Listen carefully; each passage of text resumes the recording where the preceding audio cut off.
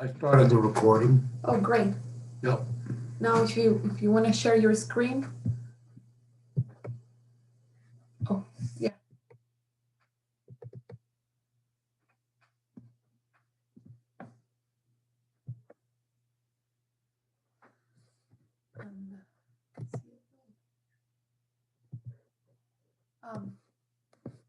Yeah. It's too bad you cannot see their faces.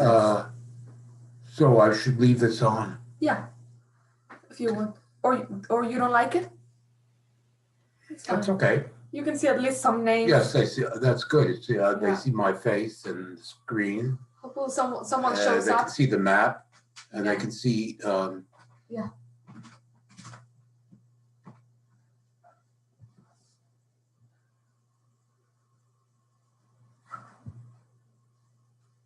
I'm now or? No, I'm on. Huh?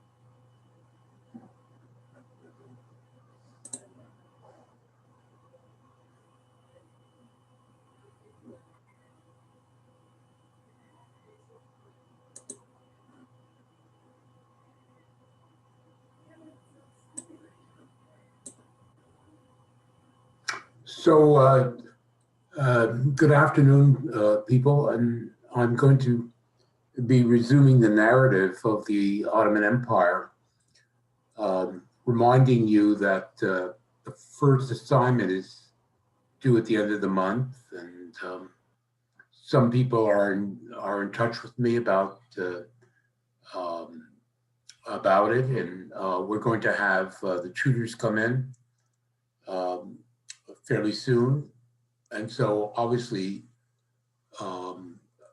assignments are coming due. Are there any questions about the narrative or the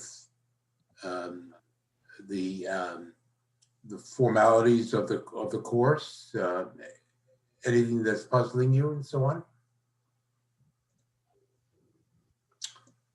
Okay, How would we submit the Oh, first yes. assignment? I think you have to upload it to the department, to the history department, I believe. I'll check on this, but and I think probably send me a copy as well. All right, thank you. Okay, you're welcome. Okay, so I'm picking up the narrative with Suleiman the Magnificent, who brings the Ottoman Empire to its crest. And it is notable that the Ottoman Empire, paralleling what's going on in Western Europe, the rise of the Western monarchies, there's a comparability. And what we see is the Ottoman Empire reaches its height in the 16th century, and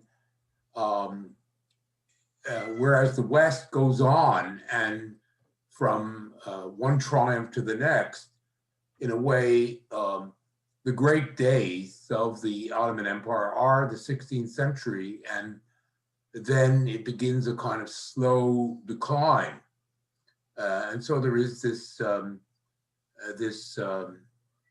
contrast that develops between Europe and the Ottoman Empire. So Suleiman the Magnificent, in some ways, represents the climax, first part of the 16th century. And picking up from last time, we see one aspect of this is really a colossal army that he assembles and attempts to seize the city of Vienna, which you can see is in the center of Europe and is the capital of Austria, where Charles V, of course, Charles V is the ruler of Austria as well as the Holy Roman Empire. Of course, also Spain. Well, what happens is this army crosses Hungary. The king of Hungary, Louis, comes out to meet them, and there's a big battle in 1526. Louis is killed, and the Ottomans advance right to Vienna, and Charles V basically assembles a force, defends Vienna, and as a result of this, what's left of the Hungarian nobility elect Charles V as King of Hungary. So in addition to all the other territories he has, like the Netherlands and Spain, and the Holy Roman Empire, he's now the King of Hungary. And it's at this junction that the Habsburgs, not only do they have control of Spain, but now they create around Vienna and extending into Hungary, this in a second base of power. Austria and Hungary become the second base of power of the Habsburg dynasty, and this goes on for centuries. That the Habsburgs remain as rulers in Central Europe, really down to the First World War. So this is a kind of important development, the extinction of the last Hungarian dynasty and the Habsburgs taking over Hungary. But for a long time afterwards, because of the Turks, Hungary, in a way, is a no man's land. It's essentially the Ottomans occupy the eastern half, and the Habsburgs the western half, and there's a kind of no man's land, a kind of constant battle between the Habsburgs and the Ottomans for control of Hungary, which goes on for several generations. One of the problems that Charles had was, of course, that in Germany, the Lutheran princes had basically rebelled against him, and he couldn't get their cooperation against the Turks. He tried to rally all of the princes of Germany to fight the Turks, but the Lutherans were too preoccupied with defending their religion and their political independence, and so they wouldn't cooperate. It begins to show you how difficult it was for Charles V to consolidate the whole of Europe under his leadership. Certainly the local German princes were not interested in this project. But Charles had an even more serious problem with France. The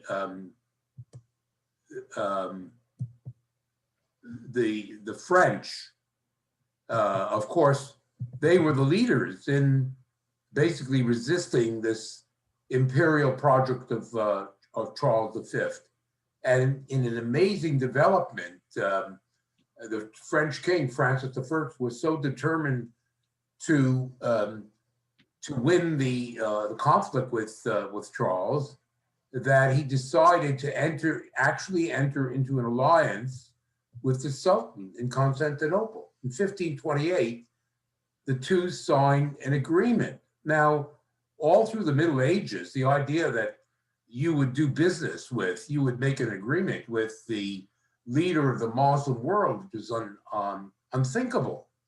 But in 1528, times have changed, and Francis I actually enters into a political military alliance against Charles and opens up the port of Marseille, locally the naval port on the Mediterranean, to Turkish ships as a kind of a base. Marseille becomes a base for Turkish ships. And one of course, the dreams of Suleiman is basically to transform the Mediterranean into a Turkish lake. So this is a huge development. It shows the breakdown of Christian unity in Western Europe, but it also shows that the Ottoman Empire is basically being included in European diplomacy. It's becoming part of what we call the balance of power. So this is, and of course, the Ottoman Empire becomes a factor in European politics from this point onwards. Now, the French, not only do they open up this base, but they intensify their economic relations with the Ottomans. A continuing connection begins to develop between France and the Ottoman Empire. And as a reward for the political cooperation that the French are showing him, the Sultan opens up various Turkish ports, including Alexandria here, to French trading interests, merchants. And the French develop a definite interest in sending their manufacturers into the Ottoman Empire and importing materials into France from the Ottoman Empire. And in particular, it's important to point out that the French interest begins to localize itself in Lebanon and Syria. Why is this important? Because over time, over decades and generations, the French begin to sort of really develop a base in Lebanon and Syria. And this becomes really, in the 19th century, this is virtually colonized by the French. The French turned Syria and Lebanon into their colony in the 19th century. The Ottoman Empire still exists, but the French maintain an interest. And even now, especially you see this in Lebanon, the French maintain an important interest in this area. So it has a very long-term implication. Now, another area of Europe which is very concerned with Ottoman developments is Venice, located here. And Venice, during the late Middle Ages, was the primary trading country with the Near East. Venice, which was itself became a manufacturing country. There were important banking interests in Venice. And of course, they controlled much of the shipping that went between Western Europe, Italy, and the Middle East. Now, when the Ottomans took over Constantinople, made it into Istanbul in 1453, at first they cut off the Venetians. But over time, they did allow the Venetians to resume their activities. Of course, the Venetians had to pay tribute and taxes to the Sultan in order to do so. It was in their mutual interest to continue this relationship. But in fact, there was constant friction in the late 15th and through the first part of the 16th century between Venice and Istanbul, because the Ottomans, with the help of their Greek and also their Jewish merchants, were basically trying to take over as much of the economic activity and a political life of the Mediterranean as they could. And so there was this conflict between the Ottomans and the Venetians. Sometimes it led to war. And we can see that at moments the Ottomans actually invaded and occupied places like Cyprus and Crete and Rhodes, these important islands in the Pacific, which had been occupied by the Venetians for centuries. They were taken away.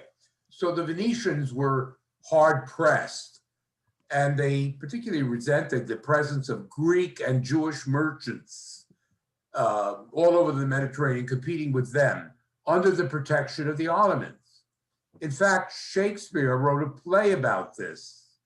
He wrote a play about conflict between, in particular, a Jewish merchant and Venetian merchants. Does anybody know the name of this play? Can anybody think of the name of a play by Shakespeare which reflects this conflict that I'm talking about? Hello? Is it Merchant of Venice? Absolutely, that's right. Good.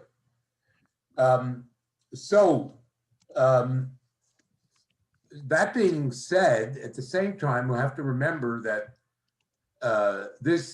the Near East was the gateway to Asia, had been for a long time.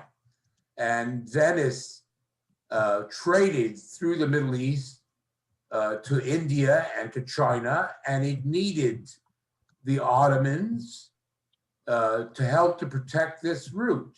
Because as I have explained in earlier lectures, the Portuguese now enter the picture. And in the first part of the 16th century, they're trying to, the Portuguese try to establish a base here at the mouth of the Red Sea.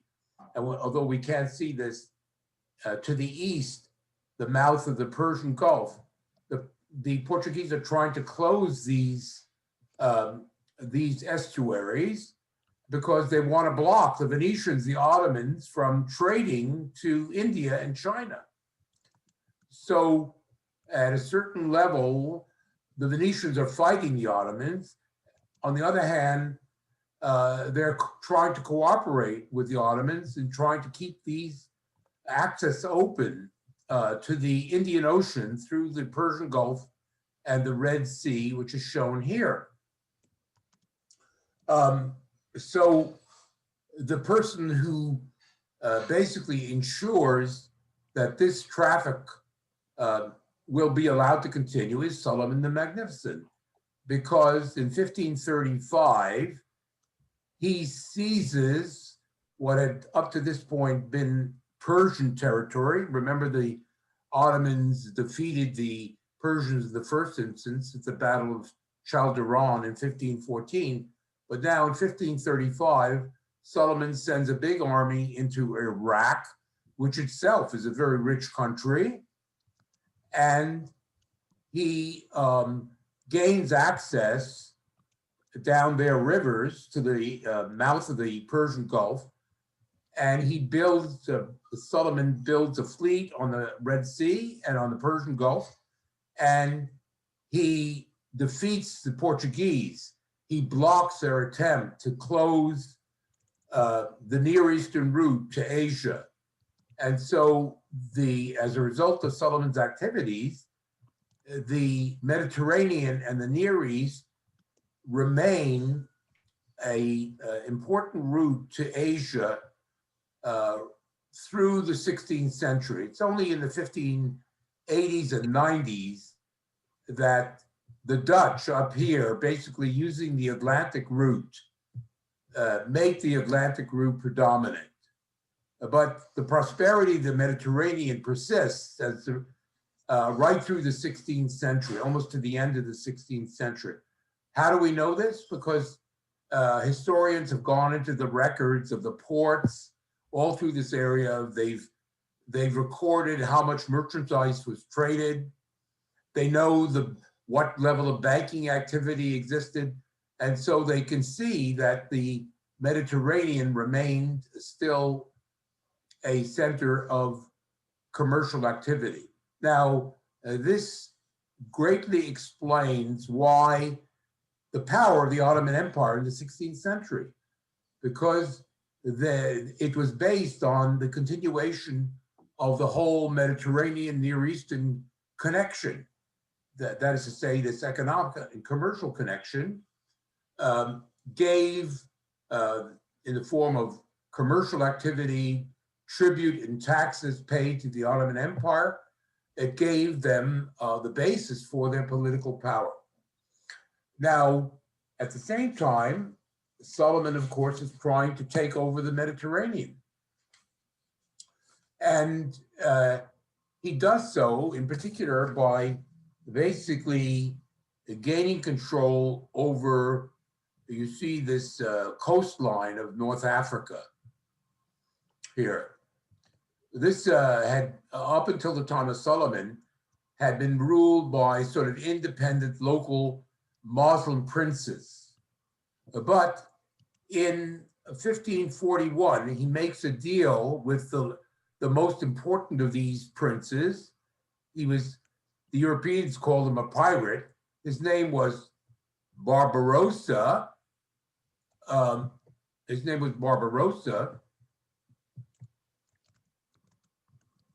trying to, right here. Hayreddin Barbarossa, he was a Muslim, he was a sailor, and he was the ruler over Algiers. And in return for Solomon's guaranteeing that this fleet that Barbarossa controls, ensuring its financing by using the customs duties and so on, Barbarossa is going to be able to establish an important Turkish fleet in the Western Mediterranean to challenge the Europeans. And this, of course, is going to be the main thrust in trying to take over the Mediterranean completely. And so the Europeans are very concerned about this deal, but it seems that there's no stopping the Ottomans. The Venetians are thrown back, and they appeal to the Pope. And finally, about 1570, the Pope, Philip II, and the Republic of Venice make an agreement. They're going to try and stop the advance of the Turks. And so they decide to combine their Mediterranean fleets. All told, the Spanish have the combined fleet of the Spaniards, the Pope, and Venice is about 300 galley ships. I'm talking about oared ships. They really don't have any men of war. They don't have the kinds of ships that the English and the Dutch have. They have galleys. And the Ottomans likewise. The ships of the Ottomans are the warships, manned essentially by Arab crews, but also Greek crews, are essentially galleys. And so what you see in 1571, actually, the date I gave you in the lecture is wrong, it's 1571, there is a great naval battle right about here at a place called Lepanto, the Battle of Lepanto, 1571. The showdown between the Ottomans and the Venetians with their Spanish and their papal allies. And the Europeans defeat the Ottomans, the Battle of Lepanto in 1571. And this basically frustrates the attempt to basically establish Ottoman control over the Mediterranean. Their activity persists, but it never reaches the crest. It does in 1571. Now, I want to say perhaps one more thing about this. Yes, I wanted to compare this battle, this naval battle in 1571 in the Mediterranean using galley ships.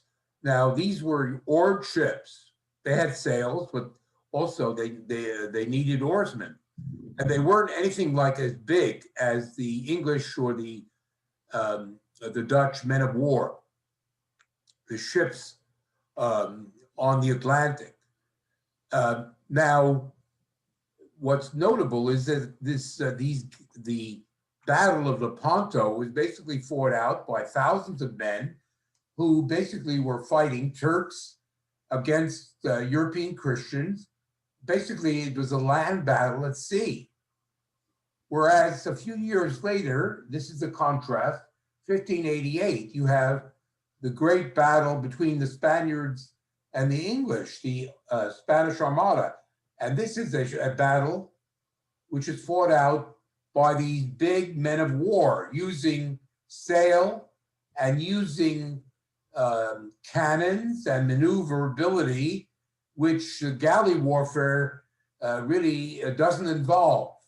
And so what you see is that the Northern Europeans are basically inventing a new style of warfare based on a superior technology to what is going on in the Mediterranean Sea. And this, of course, reflects the fact that by 1588, it's this area economically and even militarily, which is becoming more important than the Mediterranean. This has to be kept in mind. Now, I want to now turn my attention to the internal organization of the Ottoman Empire. We've talked about its external affairs under Solomon the Magnificent. Now, I want to give you some sense of the way the empire was administered. The essential thing was that the Turks were the ruling class, especially the Turkish nobility, the warriors, who were also the cavalrymen. They were the people who ruled over this empire and enjoyed its fruits. They were the ones who conducted the jihad. They led the armies, and they were the leading figures in the administration of the state. Now, they also, of course, were defending Islam, and basically the empire worked by the fact that this Turkish landlord warrior nobility demanded tribute from the groups which were subordinated to them, most of whom were not Muslims, and they described these subordinated or conquered groups who owed them tribute as the so-called protected flock or protected flocks. Protected flocks, which in Turkish they called reals. The people, the Jews, the Armenians, even the Arabs and the Christians, under their so-called protection, were the protected flocks, and flocks have to pay a tribute. And so it is from them that every year taxes, tributes would be basically collected, and which would support the Turkish elite, and in particular would support the vast administrative structure that was created under the Sultan in Istanbul. And on the basis of this, of course, the protected flocks were allowed to remain under the protection of the Turks.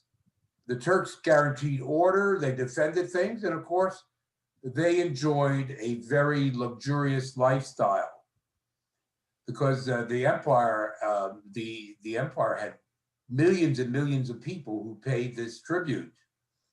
And so you get this great luxuries which develops, which is easily the match of anything that exists in Europe amongst the nobility. And the Turks become legendary for their carpets, their furniture, their silks, their ceramics. There is a whole sort of luxury industry that develops, basically servicing this Turkish nobility, who have this. The Europeans are amazed when they visit the level of consumption that the Turks have, and of course, as much as possible, Western merchants bring some of this luxury goods into Europe. The Turkish Empire, the Ottoman Empire, is a great source of luxury for the Europeans. Now, the thing is that so the subordinate peoples are paying tribute to the Ottomans. At the same time, the Turks organize the subordinate peoples into what they call millets, the so-called millets of the Turkish Empire. Now, this is quite important because the millets are basically the different the different religious communities under Turkish protection are organized in these so-called religious millets. The empire itself is it's as much religious as it is political. So the basic administrative units are religious. It is the millets, which notably are essentially self-administrating. The Ottomans are not interested in sending in their own administrators. They basically say, let the Christians administer or govern themselves. Let the Jews govern themselves. Let the Armenian Christians govern themselves. And they just contented themselves basically with making sure that they every year got the tribute that they wanted, and left the administration of these different groups, of which there are millions of people, to themselves. Now, as a matter of fact, a lot of the people who lived under the Ottomans found this arrangement rather attractive, because if you were an Armenian Christian, well, there would be a patriarch. There would be the archbishop of the Armenian community, which was a lot of Armenians lived in central Turkey, but they also lived in other places in the Turkish Empire. Well, the whole of the Armenian community, except for paying tribute to the Turks, basically were under the patriarch. And the patriarch was both the governor in a political sense and the religious leader of the Armenian community. Same for the Greek Orthodox community. The Greek Orthodox community was huge. It was all of Greece, most of the Balkans, and lots of the Greeks lived in Asia Minor.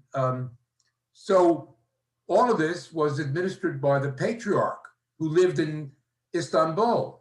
And he was both the political governor and he was the religious leader of the Armenian millet, as I would call it. I'll have a little bit more to say about this.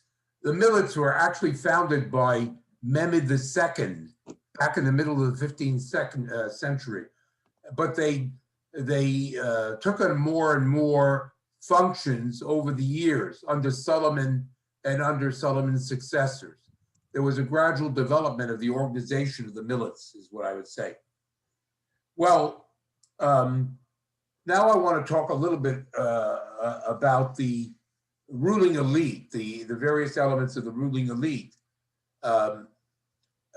and how the actual political administration of the Ottomans actually worked. Well, of course, a lot of the administrators came from the Ottomans themselves. I told you that the Turks were the ruling group, particularly their nobility, and they obviously were in charge. And the sons of this nobility, of course, were constantly entering the administration, particularly the army, but also the civil administration. So they were quite important. These sons of the Turkish nobility, every generation, formed an important part of the officer corps of the army and of the bureaucracy. But there was another source, and this is where it really gets interesting. The Turks didn't have enough soldiers, and they didn't actually have enough bureaucrats to staff this vast empire.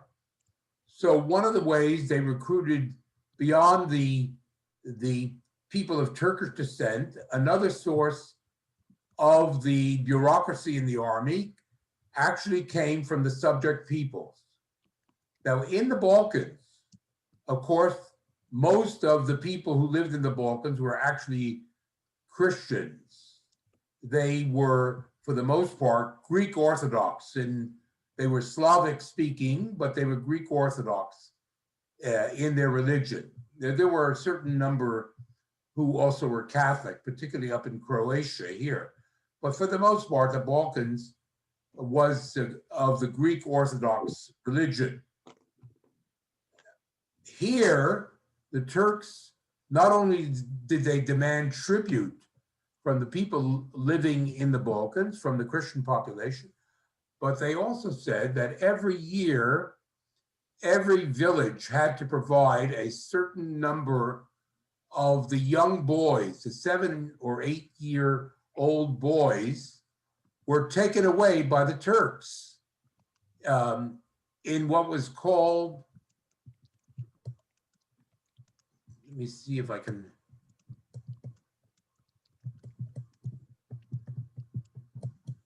yes, the system was called Devzerm system, or another term for it is the blood tribute.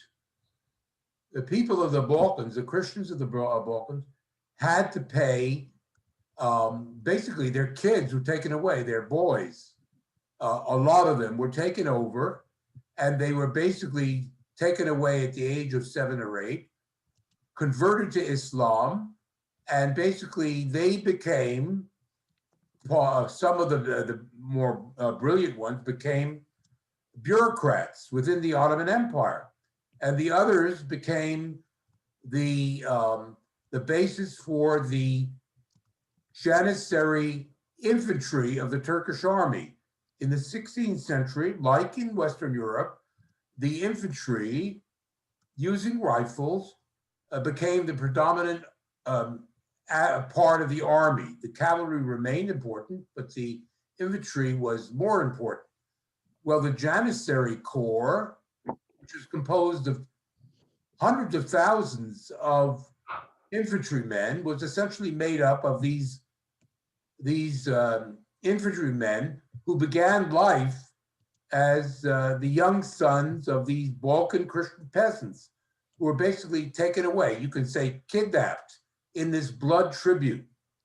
I want to say something about this. We see the Aztecs, what did they do in running their empire? They used blood sacrifice as a way of intimidating the population in Mexico, the subordinated tribes. Something similar is going on here. It's true that the Turks needed, they needed recruits into their army, and they got, so this was a way they could get them. But there was also a kind of aspect of intimidation being used.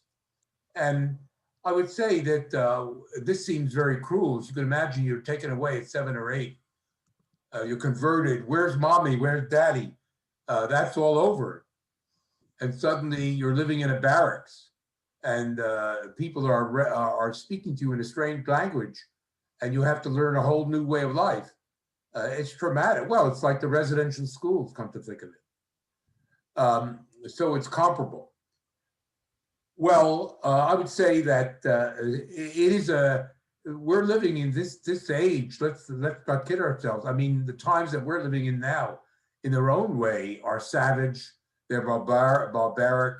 There are a lot of things going on in the world which are really nasty. But back then, it was also quite nasty, and on an everyday basis, a lot of people were roughed up. Life was extremely difficult, and if you got into trouble, the state authorities or your landlord could basically cut off your arm, cut off your fingers, cut off your ears. I'm talking about Western Europe as well as the Ottoman Empire. There was a real nastiness to life and brutishness that we can't forget. So it's out of this that this Devzern system operated. Now here's where it becomes political, because on the one hand, you have the Turkish elite. The Turkish elite comes from the Turkish nobility. They have by blood, they are part of the ruling class. And then you have this Devzern elite, essentially the basis of the Turkish army, the infantry. They have a certain memory, the fact that they come from Christian roots. And so as the empire develops under Solomon the Magnificent and his successors, a rivalry develops between the Turkish military and political elite on the one hand, and this so-called Devzern element, who are both soldiers in the infantry, but they're also in the bureaucracy. And so part of the politics of the Ottoman Empire is this conflict between these two different groups, the sort of ex-Christian group and the Turkish group. It's part of the dynamic of the Ottoman Empire. And the Sultan had to sort of base his politics on somehow placating both of these groups, who became interest groups within the structure of the Ottoman state. Now, are there any questions about this? Because it's a little bit complicated. Anybody have any questions about what I said? Okay, good. The administrative structure, I guess, can be explained in the first instance, in the sense that there was, well, in Istanbul, the Sultan built not only one palace, he had 3 or 4 huge palaces, and the Sultan's court, in a way, it's parallel to Versailles, if you like, was enormously large. We're talking about tens of thousands of people. And this was known as the inner palace, or the harem, or harem, the harem, the court was the inner service, or the harem, and in particular, where the Sultan lived, his immediate residence. And there were hundreds and hundreds and hundreds of people who served the Sultan. This was totally cut off from the rest of the population. Indeed, it was cut off from the rest of the palace. It was closed up, and you couldn't get in there unless you had permission. And the Sultan lived in this extremely private harem with literally hundreds of wives and concubines. He had hundreds of consorts. This was a matter of prestige. These people couldn't possibly have been real concubines and wives. They had a symbolic significance. Having as many women as possible made you a great man. I mean, I'm simplifying, but that's the way what it amounted to. And there would be hundreds of children in the harem, as well as eunuchs, castrated men who could do no harm, and slaves who basically served this huge group of people who were dominated by the will of the Sultan. Again, I want to say something in parenthesis about this situation. The role of women here. I want to raise the whole question of gender.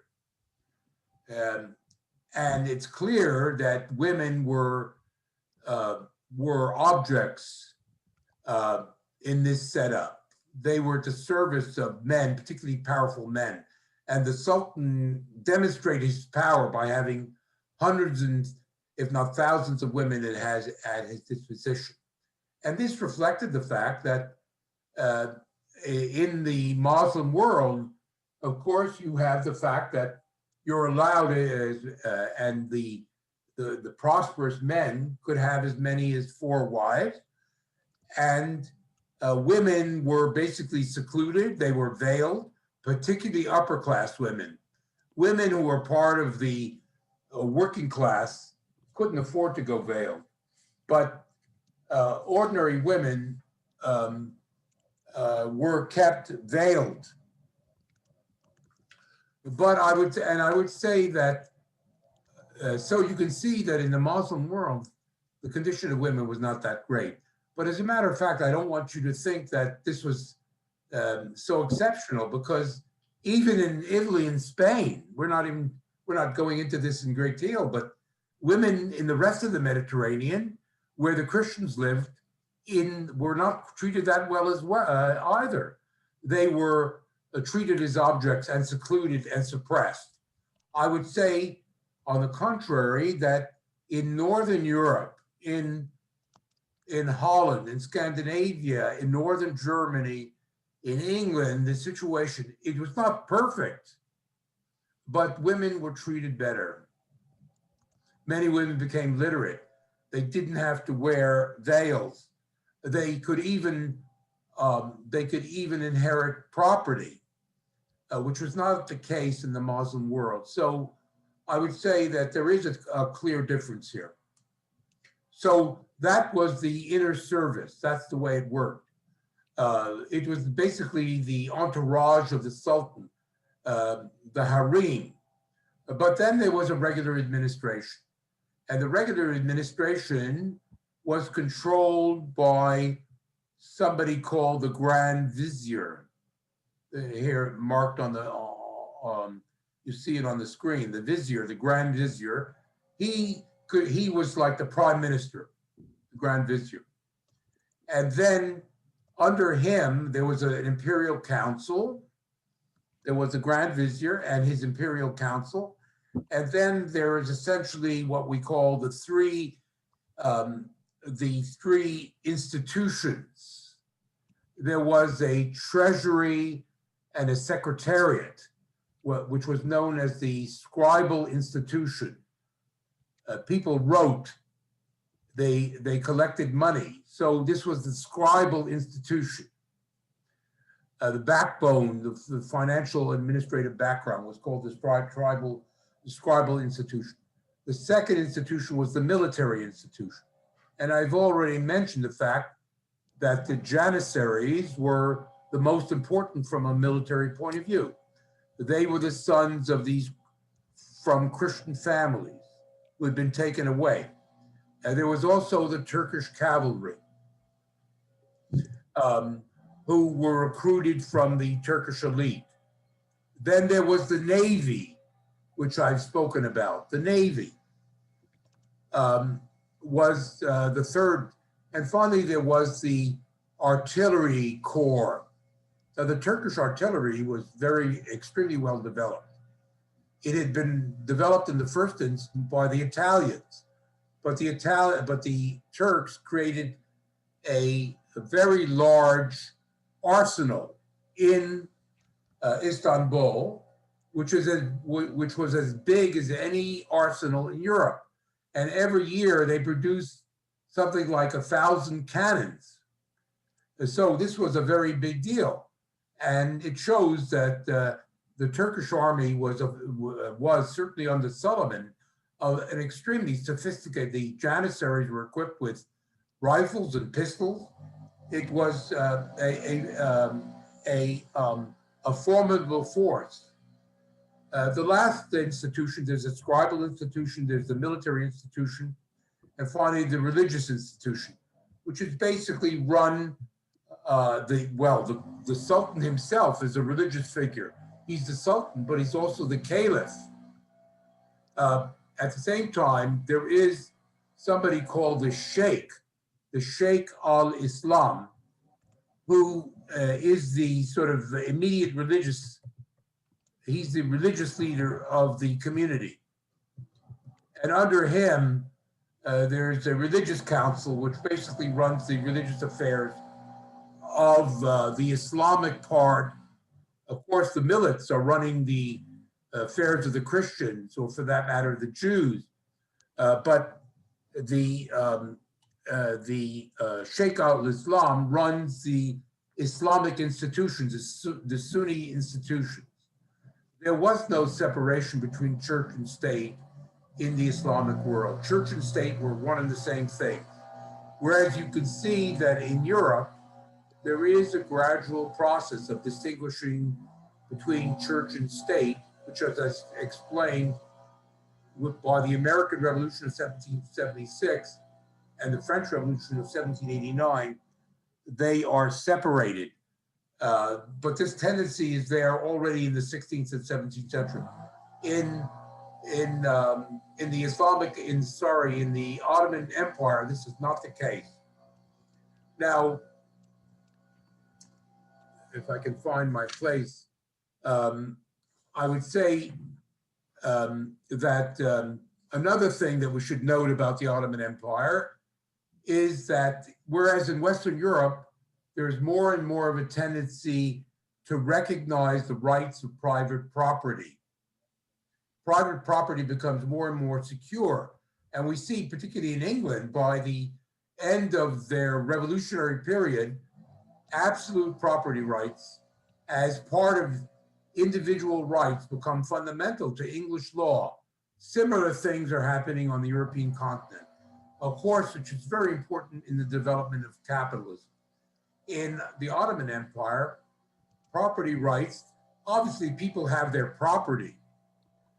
And if they pay their tribute, they're going to be left alone. But property rights are never secure because the Sultan is, according to the laws of the Ottoman Empire, the Sultan actually has ultimate right to dispose of property. And you cannot have capitalism under such circumstances. You need absolute guarantees to control individual property for there to be capitalism. It's one of the bureaucratic control over the market, the absence of private property rights, and the fact that there is no emerging working class simply blocks the development of capitalism within the Ottoman Empire. This is happening in England and France and Holland, but it doesn't happen in the Ottoman Empire.